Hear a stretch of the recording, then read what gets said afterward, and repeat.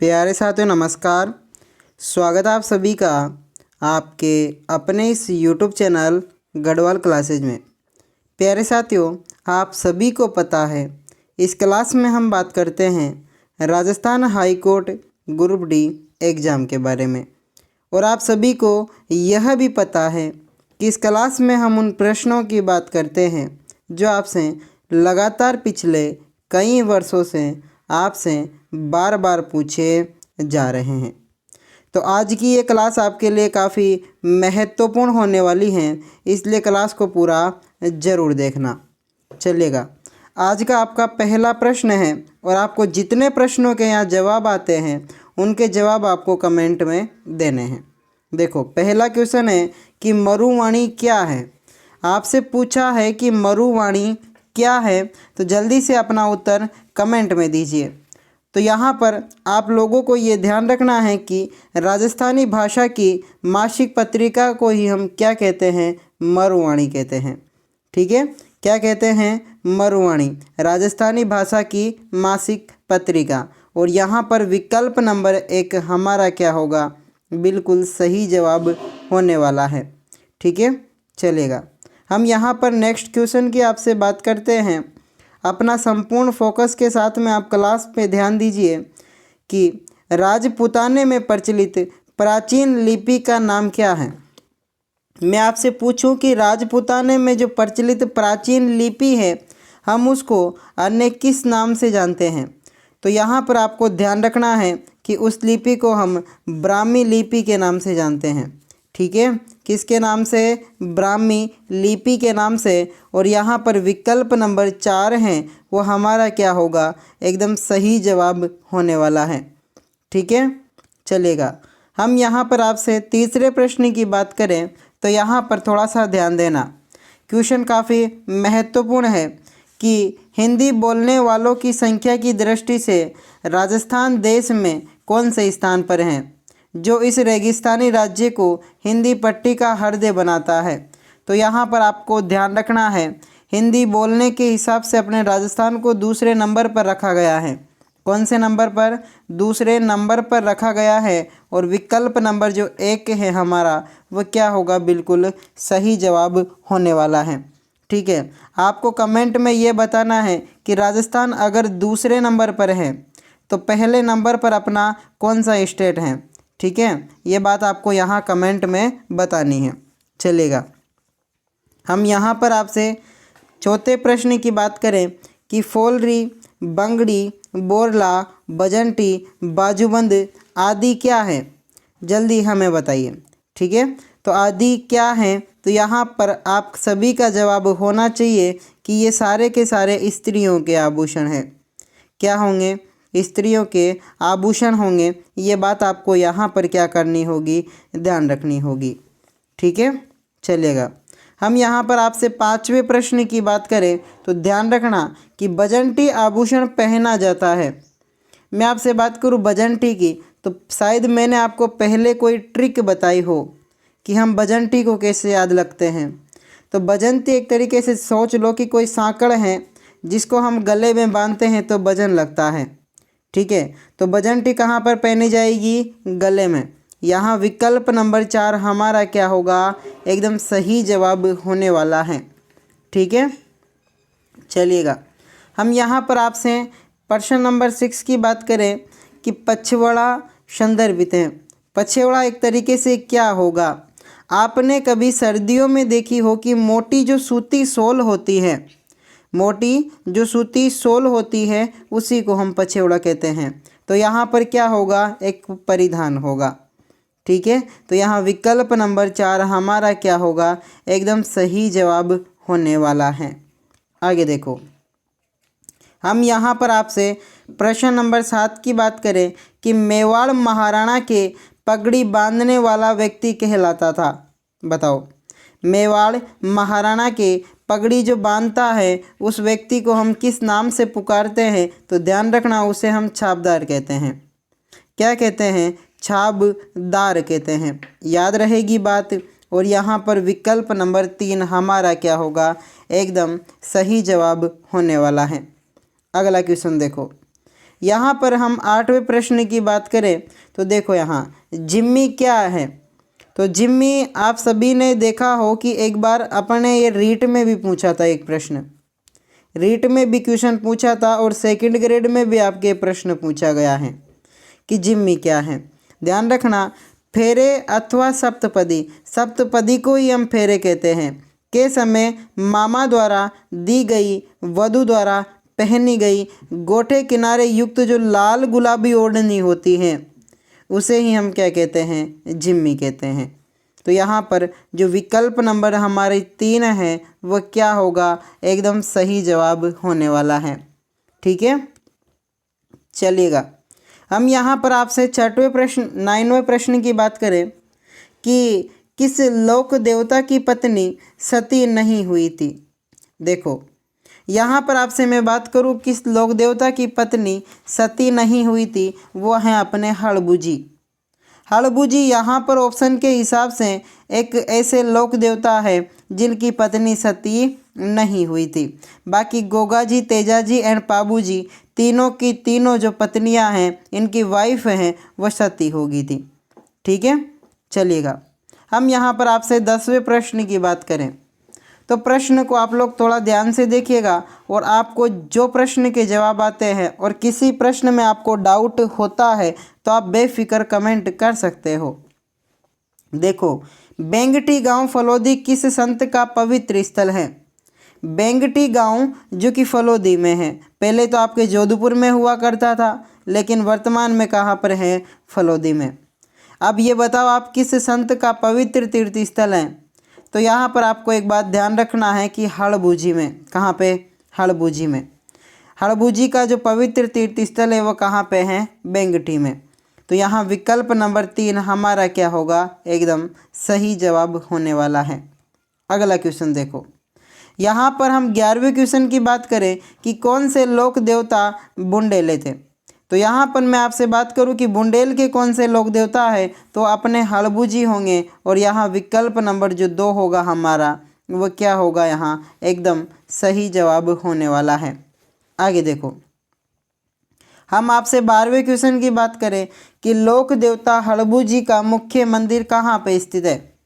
लोक देवता हड़बूजी का मुख्य मंदिर की आपसे मैं बात करता हूँ तो ध्यान रखना, इनका जो मुख्य मंदिर है वो बेंगटी में है और आप सभी को पता होगा बेंगटी कहाँ पे है, फलोदी।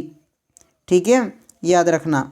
हम अगले प्रश्न की आपसे बात करें, प्रश्न नंबर 13, इम्पोर्टेंट लगाओ इस प्रश्न को, आपसे पूछेगा वो कि पैजण नृत्य किस क्षेत्र से संबंधित है। कौन सा नृत्य, पैजण नृत्य। तो यहाँ पर आपको एक बात ध्यान देना है कि जो पैजण नृत्य है यह अपने बागड़ में किया जाता है।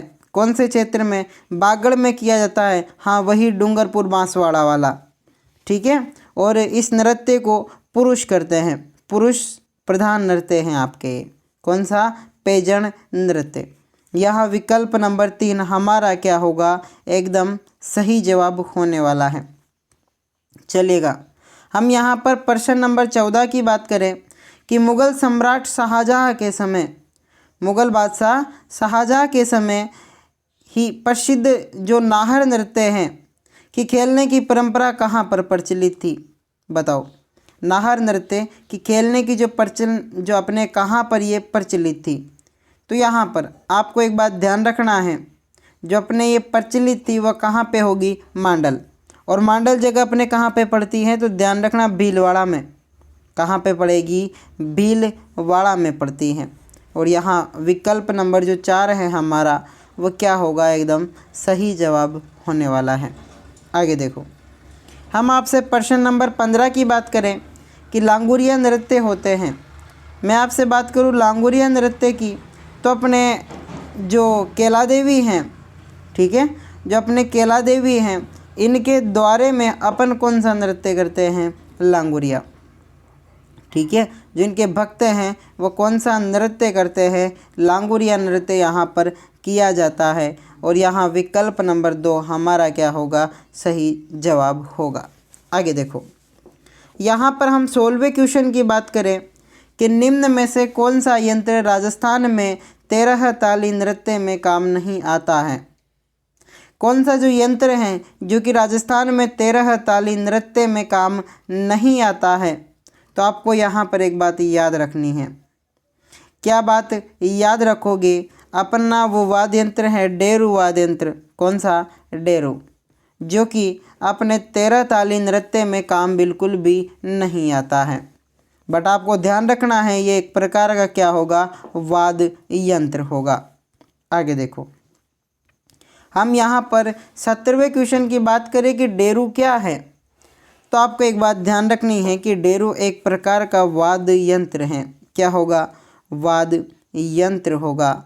और यहाँ पर हमारा जो विकल्प नंबर 4 है वो बिल्कुल सही जवाब होगा। आगे देखो, हम यहाँ पर 18वें क्वेश्चन की आपसे बात करें कि वंशावलियों की पीढ़ी दर पीढ़ी लेखन करने वाला कौन सा वर्ग था? वंशावलियों की पीढ़ी दर पीढ़ी लेखन करने वाला कौन सा वर्ग था? तो आपको एक बात यहाँ पर ध्यान रखनी है, ठीक है।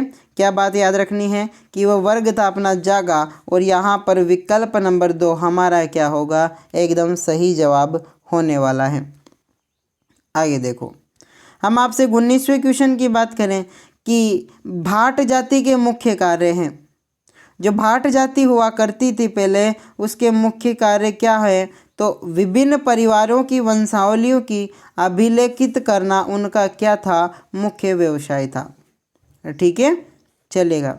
हम यहाँ पर आपसे 20वें क्वेश्चन की बात करें कि श्रावण माह के दौरान राजस्थानी महिलाओं के द्वारा गाए जाने वाले लोकप्रिय लोकगीतों का नाम क्या है?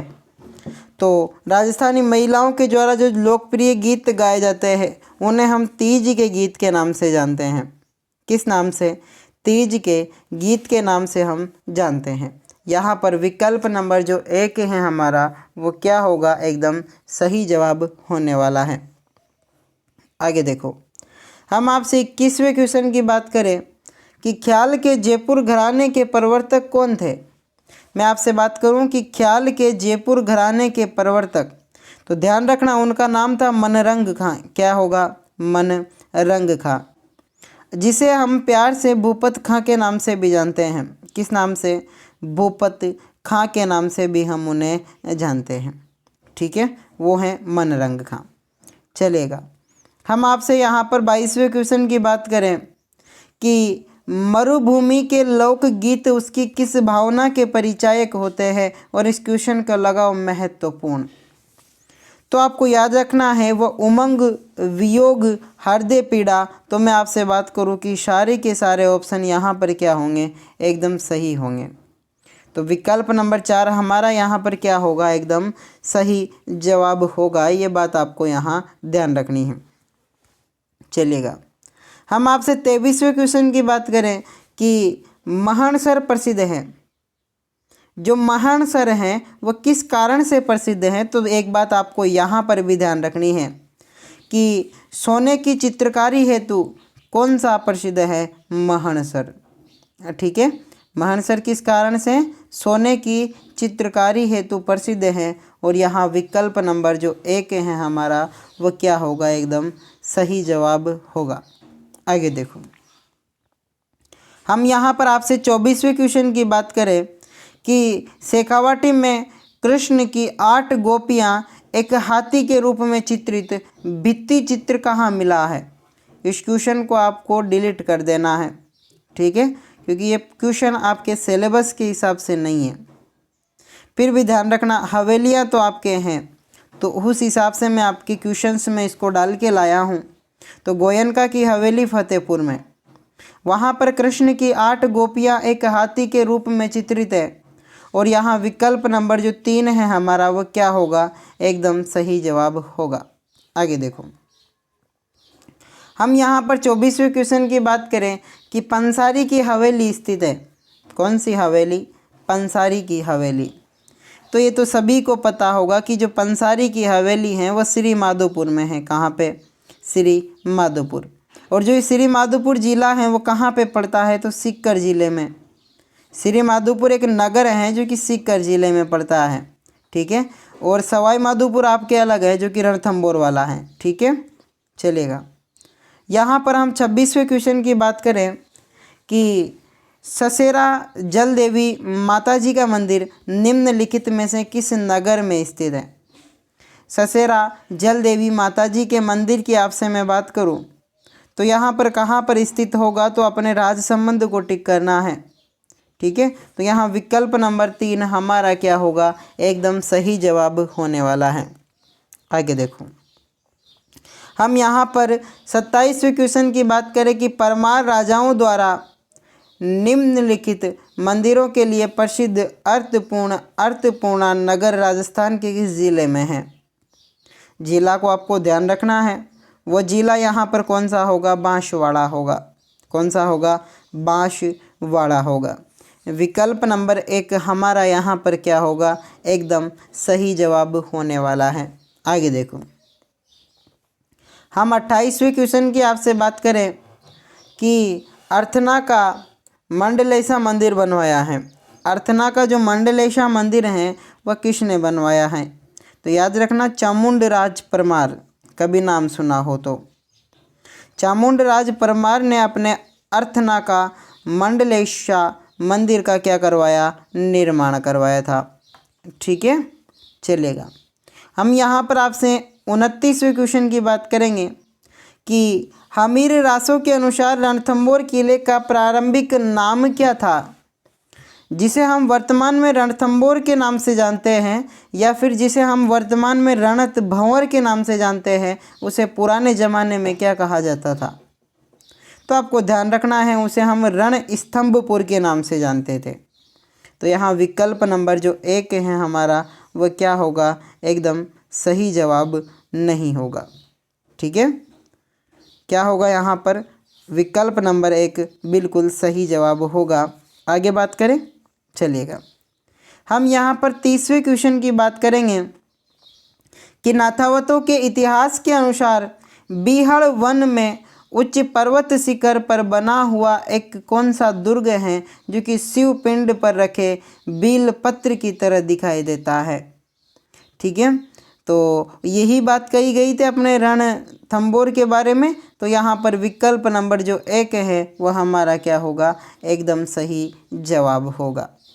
आगे देखो, हम आपसे 31वें क्वेश्चन की बात करेंगे कि किस दुर्ग का प्रवेश द्वार नौलखा दरवाजा के नाम से जाना जाता है।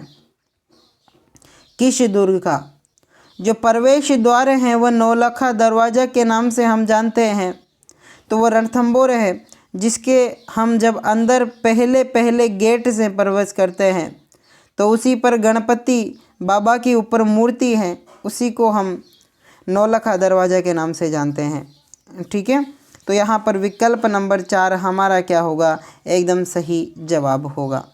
आगे देखो, हम यहाँ पर 32वें क्वेश्चन की आपसे बात करें कि किस में सही संधि है। यहाँ पर आप सभी को याद रखना है कि अपने जो सही संधि हैं वो 1 + 1 = 1 होता है। ठीक है ना, और यहाँ विकल्प नंबर 2 हमारा क्या होगा, एकदम सही जवाब होगा। आगे बात करें हम, चलेगा। हमारा 33वां क्वेश्चन है कि किस में उचित संधि नहीं है। किस में उचित संधि नहीं है, तो आपको एक बात यहाँ पर एक बात ध्यान रखनी होगी कि जो अपना एक विकल्प आता है यहाँ पर कौन सा आएगा, तो आपको यहाँ पर जो विकल्प नंबर 3 है वाम प्लस ईस, ये गलत बात है, इसका तो कोई अर्थ ही नहीं निकल रहा। तो विकल्प नंबर 3 हमारा यहाँ पर क्या होगा, एकदम सही जवाब होगा। आगे बात करें, चलेगा। हम यहाँ पर आपसे 34वें क्वेश्चन की बात करें कि किसका संधि विच्छेद सही है, तो चिदाभास, चित्त धन आभास, ये बिल्कुल सही बात है।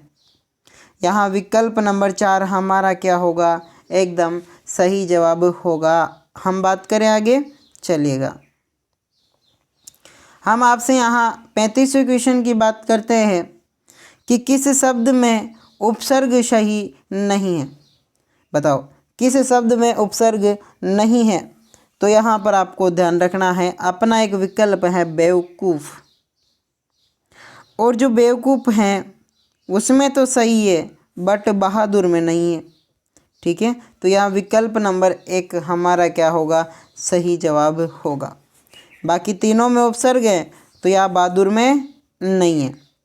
अगला क्वेश्चन देखो, हम आपसे 36वें क्वेश्चन की बात करेंगे यहाँ कि कौन सा शब्द उपसर्ग रहित है। तो यहाँ पर है अपना एक शब्द आस्तिक। आस्तिक जो है इसे उपसर्ग रहित है। आस्तिक में किसी प्रकार से उपसर्ग का प्रयोग नहीं किया है, बल्कि इसमें किसका प्रयोग किया गया है, प्रत्यय का।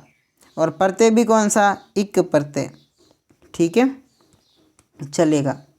हम आपसे यहाँ पर 37वें क्वेश्चन की बात करेंगे कि कौन सा शब्द उपसर्ग रहित है। कौन सा शब्द उपसर्ग रहित है, तो आपको यहाँ पर एक बात ध्यान रखनी है कि आसन्न जो हमारा शब्द है, यह आसन्न शब्द उपसर्ग रहित है। ठीक है ना, तो यहाँ विकल्प नंबर जो 1 है वो यहाँ पर बिल्कुल सही जवाब होगा। आगे देखो, हमारा 38वें नंबर का क्वेश्चन है कि सूर्य का पर्यायवाची है, सूर्य का पर्यायवाची है, तो आपको ध्यान रखना है। ऑप्शन के हिसाब से मैं बात करूँ तो जो सविता है, विकल्प नंबर 3, इस सविता को हम किस नाम से जानते हैं, सूर्य के पर्यायवाची के नाम से हम इसे जानते हैं। तो यहाँ विकल्प नंबर 3 हमारा क्या होगा, एकदम सही जवाब होगा। आगे देखो, हम आपसे 39वें क्वेश्चन की बात करेंगे कि सूर्य का पर्यायवाची नहीं है। तो यहाँ पर आपसे मैं बात करूँ कि कौन सा सूर्य का पर्यायवाची नहीं है, तो अपना एक विकल्प आता है तमस्कर, जो विकल्प नंबर 4 है। जो तमस्कर शब्द है ये सूर्य का पर्यायवाची नहीं है, और यहाँ पर विकल्प नंबर 4 हमारा क्या होगा, एकदम सही जवाब होगा। तो आप हमें कमेंट में बताइए कि ये सूर्य का नहीं तो किसका पर्यायवाची है। आगे देखो, हम आपसे 40वें क्वेश्चन की बात करें कि कंज का पर्याय नहीं है। कंज का पर्याय नहीं है, तो आपको एक बात याद रखनी है कि जो अर्क शब्द है, अर्क, ये अर्क शब्द अपने कंज का पर्यायवाची नहीं होगा, और विकल्प नंबर 1 हमारा यहाँ क्या होगा, एकदम सही जवाब होगा। आगे देखो, हमारा 41वां क्वेश्चन है कि पुष्प का पर्यायवाची नहीं है। पुष्प का पर्यायवाची नहीं है, तो अपना एक विकल्प है यहाँ पर भी किसले, और जो किसले है ये पुष्प का पर्यायवाची यहाँ पर नहीं होगा। अभी आपको बताना है कि 41 में से टोटल आपके कितने प्रश्न यहाँ पर सही बैठते हैं। चलिएगा, वैसे टोटल क्वेश्चंस की बात करूँ तो यहाँ पर हम 52 क्वेश्चन की बात करेंगे आज। कितने प्रश्नों की, 52 प्रश्नों की आपसे बात करेंगे, और 42 नंबर का प्रश्न हमारा चल रहा है। निम्नलिखित में से जातिवाचक संज्ञा का उदाहरण है, तो ध्यान रखना है तूफान। तूफान एक ही थोड़ी होता है, तूफान कई प्रकार का होता है। ठीक है, तूफान का भी अपना एक नाम होता है, तो ये जाति का नाम है, तो तूफान यहाँ पर क्या होगा, जातिवाचक संज्ञा का उदाहरण होगा। आगे देखो, हम आपसे 43वें क्वेश्चन की बात करेंगे कि निम्न में से किस विकल्प में सभी शब्द जातिवाचक संज्ञा है। तो देखो, पुस्तक, पहाड़ और नदी, ये तीनों के तीनों जो शब्द है ये एक प्रकार से समूह को बताते हैं। ठीक है ना, समूह को क्या करते हैं, बताते हैं। देखो, पुस्तक भी कई सारी होती है ना, पहाड़ भी कई सारे होते हैं, जैसे माउंट एवरेस्ट, जैसे कि अरावली। नदियाँ भी कई सारी होती है, गंगा, यमुना, पार्वती, तो ये नदियों का भी समूह है। तो विकल्प नंबर 2 हमारा यहाँ पर क्या होगा, एकदम सही जवाब होगा। आगे देखो, हमारा 44वां क्वेश्चन है कि जातिवाचक संज्ञा नहीं है। तो यहाँ पर एक विकल्प आएगा हमारे सामने जो कि ठगी है, और जो ठगी शब्द है ये जातिवाचक संज्ञा नहीं है। ठीक है, ये बात आपको याद रखनी है, ठगी शब्द क्या नहीं है, जातिवाचक संज्ञा नहीं होगी, और विकल्प नंबर जो 1 है वो हमारा क्या होगा, एकदम सही जवाब होगा। आगे देखो, हमारा 45वां क्वेश्चन है कि किस विकल्प के सभी शब्द पर्यायवाची संज्ञा है।